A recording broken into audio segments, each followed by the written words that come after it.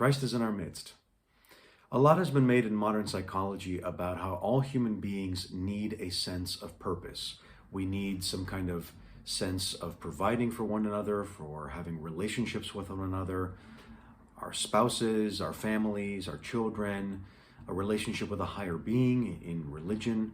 And psychology says that when this is adopted, there's a term that's called the reflex of purpose. In other words, where when one has purpose, everything else balances out.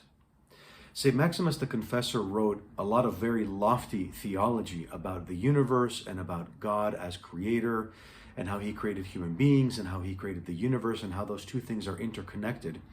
And one of those things that he said is that even though Jesus died and was resurrected and redeemed all of creation and the entire universe, nevertheless, that resurrection, he says, needs to be assimilated individually, if you will. In other words, assimilated into each of us. We all, St. Maximus says, must bring the resurrection into our own individual heart and life.